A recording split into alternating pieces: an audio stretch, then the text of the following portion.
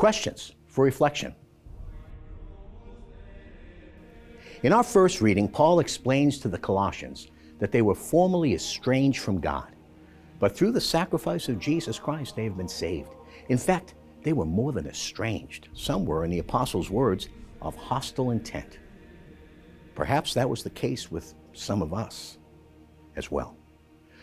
We were all born in a state of original sin. A sin, the Catechism explains, which was contracted, not committed, passed on to us through our first parents' disobedience. Listen to these words of the Catholic Catechism, and I quote, "By yielding to the tempter, Adam and Eve committed a personal sin. But this sin affected the human nature that they would then transmit in a fallen state. It is a sin which will be transmitted by propagation to all mankind. That is, by the transmission of a human nature deprived of original holiness and justice. And that is why original sin is called sin only in an analogical sense. It is a sin contracted and not committed, a state and not an act." The Catechism continues, and I quote, "Although it is proper to each individual, original sin does not have the character of a personal fault in any of Adam's descendants. It is a deprivation of original holiness and justice. But human nature has not been totally corrupted.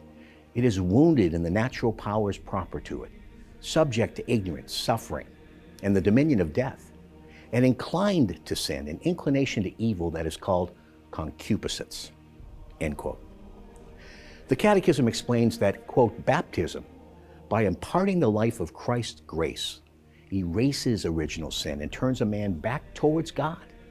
But the consequences for nature, weakened and inclined to evil, persist in man and summon him to spiritual battle." That's paragraph 404 and 405 of the Catechism. Because of original sin, we were separated from God. Now, through baptism into Jesus Christ, we are united to Him. Because of the Paschal mystery, the incarnation, birth, saving life, suffering, sacrificial voluntary death, and resurrection of Jesus Christ, we've been reconciled to the Father and capacitated by grace to live our lives differently in Jesus by living our lives in the Lord and in His church. We're called to ongoing conversion, to holiness of life. And as long as we persevere in our faith, we will be saved. We are saved through Jesus. We are being saved as we continue to cooperate with grace. And we hope to be saved as we continue to persevere in faith. In our responsorial psalm, we hear once again the assurance we need to hear continually that God comes to help those who are attacked for their faith. Unfortunately, we live in a world where the faithful are under constant, relentless attack. Yet the church continues to grow, and we persevere in our faith. How can this be explained? It can only be understood as a miracle, for the church has always flourished under persecution. So let this psalm be an encouragement to you.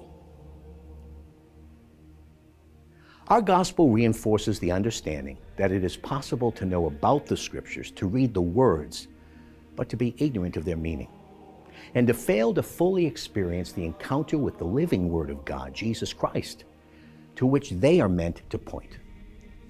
The law of the Old Covenant prohibited reaping and preparing food on the Sabbath because it was a form of work.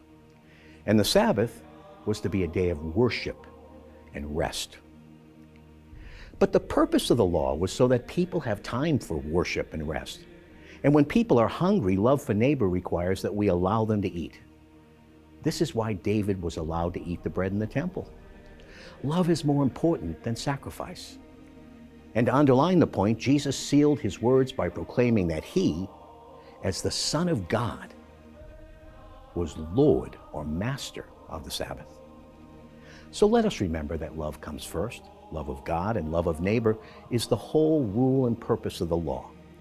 And if we truly understand God's law, we will find there is no contradiction.